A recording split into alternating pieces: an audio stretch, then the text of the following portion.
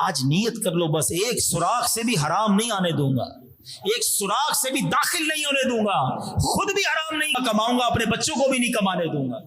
پھر دیکھو اللہ برکت کیسی ڈالتا ہے یار. آپ خود سوچو نا, جو حرام کما رہا ہے وہ کہتا ہے میں میرے بچوں کو بھی کھلا رہا ہوں, مزے کر رہا ہوں. ارے ابھی تم حرام کما رہے ہو تو تمہیں مزے لگ رہے ہیں, جس دن حرام چھوڑو گے تمہیں حقیقی لطف ملنا شروع ہو جائے گا.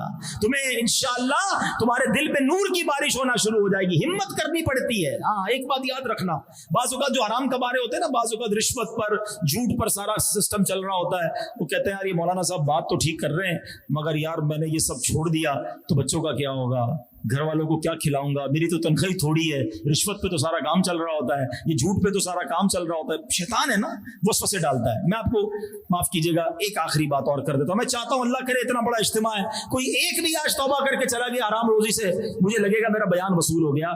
ایسا ہی ایک اجتماع تھا, بہت پرانی بات ہے. ایک مبلغ دعوت اسلامی یورپ گئے تھے, اٹلی میں بیان ہو رہا تھا, حلال روزی پر بیان ہوا, توبہ پر بیان ہوا.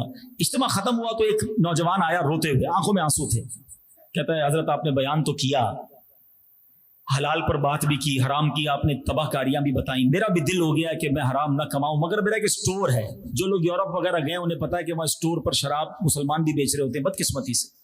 کہتے ہیں میرا اسٹور ہے, کھانا اس پہ ڈبل روٹی بھی بیچتا ہوں, بسکٹ بھی ہے, چپس بھی ہے, اور بھی چیزیں ہیں, شراب بھی بیچتا ہوں, اور شراب سب سے زیادہ بکتی ہے.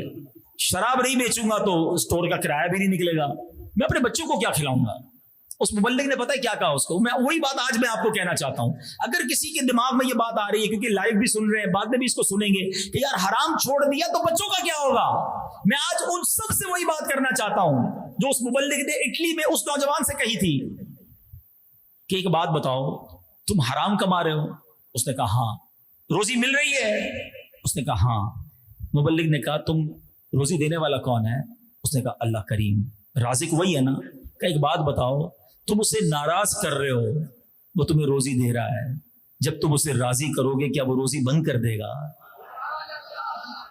بس جب اس نوجوان نے یہ سنا نا, وہ زاروں کی طرح رونے لگا.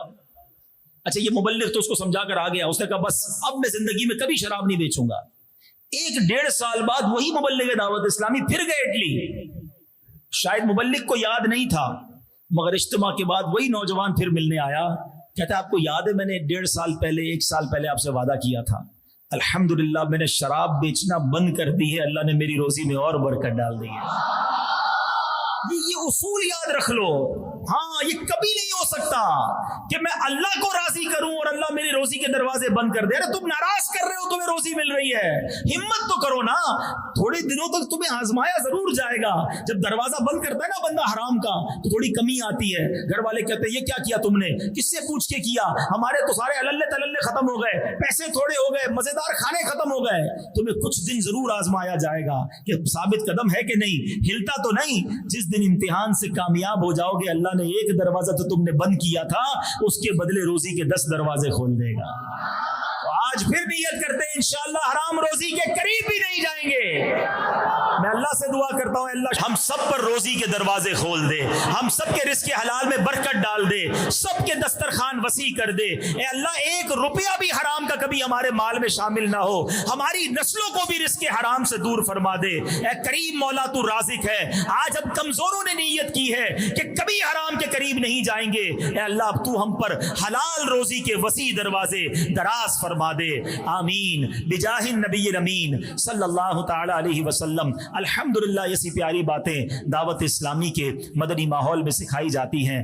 آپ بھی دعوت اسلامی کے اجتماعات میں تشریف لاتے رہا کریں, اجتماع میں آئیں, مدنی قافلوں میں سفر کریں اور اس کی خوب خوب برکتیں حاصل کریں. اللہ کریم ہم سب کو دعوت اسلامی کے مدنی ماحول کے ساتھ وابستہ رہنے کی توفیق عطا فرمائے. آمین بجاہ النبی الامین صلی اللہ تعالی علیہ وسلم.